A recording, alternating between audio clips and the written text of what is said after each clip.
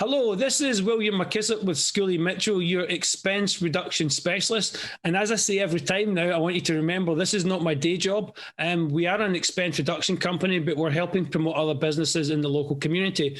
And today I have with me Laura Hollis. Welcome, Laura. Hi, William. Thank you.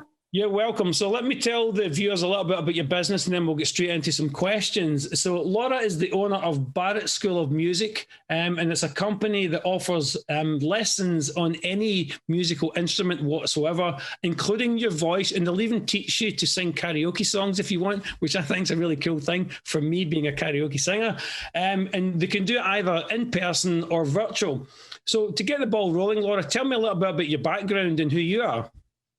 Yeah, sure thing. So I am a Tampa native. I grew up in the Brandon area, graduated from USF with my music degree, and I now live in Seminole Heights.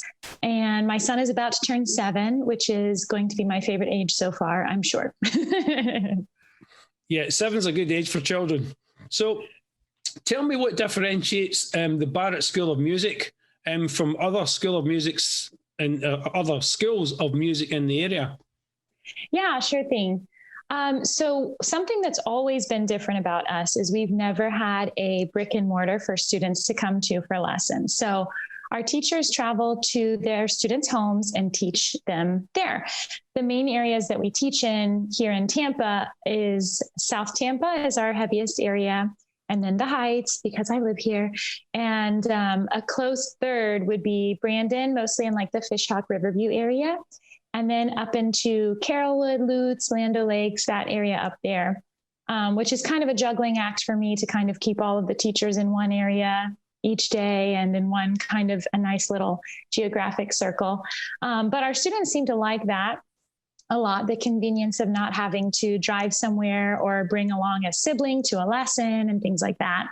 And then in 2020, our really exciting year here with the shutdown, we were able to pivot to online really, really easily. Since we don't have a brick and mortar, all of our teachers are used to working remote. So for them, absolutely nothing changed. They don't come into a collective office or anything like that. And all of our internal processes stayed the same too. So that transition was really quick, flip of a switch over the weekend, super easy for us. And then going back to kind of this hybrid model right now where our lessons are half in person and half online based on our student preference and what our teachers are comfortable with has been really honestly a pretty easy transition comparatively, just because we've always kind of been set up for the teachers to be not all in one spot. Yeah, and having the facility to use medium like this, like Zoom, everybody's getting so used to it. So tell me, like it sounds very much like you teach kids music, and obviously you teach a lot of kids, but I know you obviously teach adults as well. So do you enjoy teaching adults and kids more or less? Is it the same? What's the difference? Kind of explain that part to me. Yeah, so I mean, before our very exciting 2020 year, most of the studio was kids. And obviously our teachers love teaching kids and expect to teach a lot of kids. But it's really different teaching a 7-year-old and a 47-year-old, for instance. And we love teaching kids. You get to experience so many firsts with them and their sense of achievement and really watch them reach all these fun benchmarks that are exciting to them. But adult students are really a great time for us as teachers too. And this year we've seen our group of adults grow from about like 10% of the studio up to about 30, which is great. And we have always enjoyed teaching adults, but this has been a really fun time for us because adult students obviously are very opinionated, right? Like if a guitarist wants to do like all Red Hot Chili Pepper songs, that's probably going to be an adult who says that, not an 8-year-old.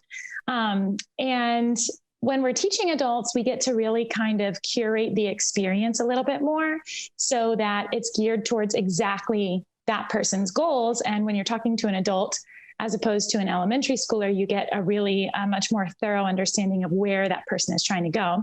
And I'm sure that you could kind of speak to this a little bit too, since you've been taking lessons with us this year, that it's fun for adults to have kind of a hobby when everything gets really stressful, but some of us have a little bit more time on our hands since we don't have to commute into an office anymore.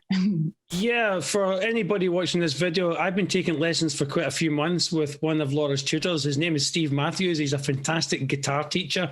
And like Laura had said, I was able to give direction because I'm saying, this is what I want to learn. I want to learn some of the technical stuff. I want to be able to play better. I want to be able to understand that musical instrument. So I could tell the tutor, this is exactly what I want. As I say, with a kid, as you said, a kid's going to be much more of a sponge and just learn everything.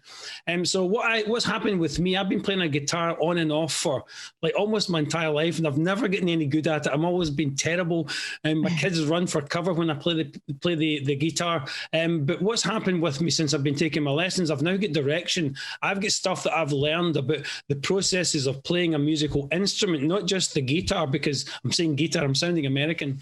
Not just the guitar, because the stuff you learn about the chords and the placement and all the notes and all the stuff you learn that's with that musical instrument, you can transfer that to, for example, the piano. I know all the major chords on a guitar. If you were to show me what the major chords were on a piano, I could play those in the right sequences, etc.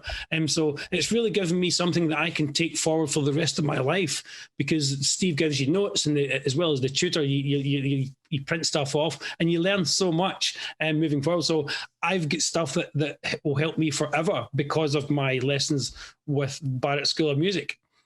Yay, woo. Yeah, I mean, like, that's the goal, and it's nicer for adults. There's so many of like my friends and even parents of our child students who studied an instrument when they were little because their parents made them and they didn't like it. And now they're really sad that they've lost that skill. And we've gotten to teach a lot of now adults who kind of just like that. They studied something when they were younger, but now they don't remember how to read music or chords or anything like that. And it's been really fun because we get to teach them exactly what they want to know, kind of on their terms. And as an adult, you understand the value of what you're getting a little bit more. So you get these skills that you can take with you, forever, which is fun. And getting on to my next question, enough about me. So what do you look for in a tutor when you're hiring, like somebody like Steve Matthews, who taught me guitar, teaching me guitar? What are you looking for in somebody like Steve that's a tutor? Yeah, so I take a little bit of a closer look at the teachers than I think a traditional music school that has a little bit of a higher turnover. Our teachers stay for a long time. Most of our teachers are with us for 3 years plus, which is great because they develop a rapport with their students, and they also get into a really nice, easy flow with us on the backside of the business as well. I always look for a teacher with a music degree or a college student who's in school for music. Obviously, I don't want to have to feel like we on the management side are like breathing down our teachers' necks to make sure that they, know what they're talking about, and didn't just, learn on YouTube their whole entire life. And I'm also looking for a really heavy performance background.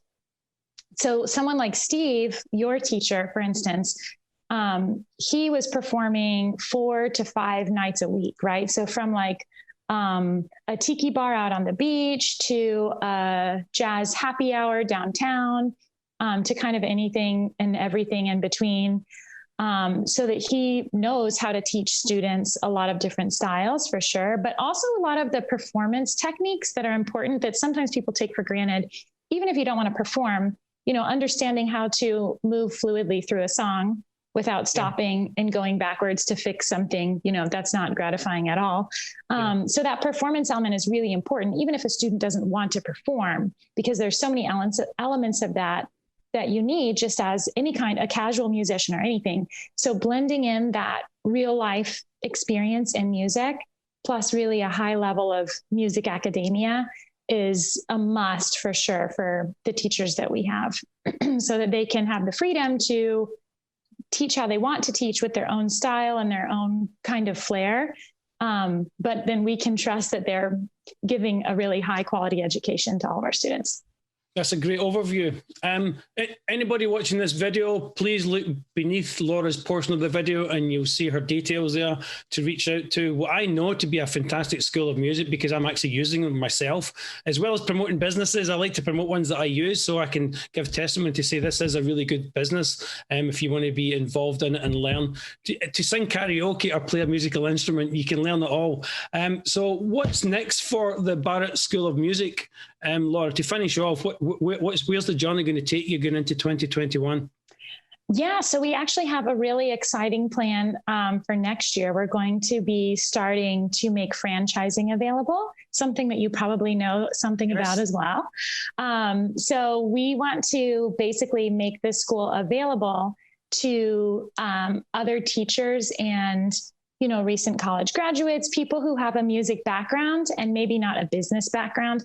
I see that a lot in the industry of musicians wanting to be entrepreneurs and make a life for themselves doing music and not like music and working at Starbucks, for instance. Yeah. And kind of creating a way for them to do that is really important to me. So that's something we're going to be looking into for next year. So exciting. So not only if you're looking to learn to sing karaoke, play a musical instrument, if you want to actually have a music school yourself, Laura's going to be franchising, and I can talk to Laura offline a little bit more about that. Yeah, that's something I used to do in a previous life. Obviously, we're a franchise ourselves. So Laura, this has been fantastic. As I say to everybody, I know you guys do a fantastic job, and you can clearly see you're passionate about and very knowledgeable about what you do. So anybody watching this, Laura's details are underneath her. Please, if you see this video, like it, share it, spread it, send it to the world. That's what we hope you do to help support Laura's business. So Laura, thank you very much for coming on the show. I absolutely love having you and really appreciate it. Thanks, William. Bye. You're welcome. I'll now hand it over to Dave for the weather.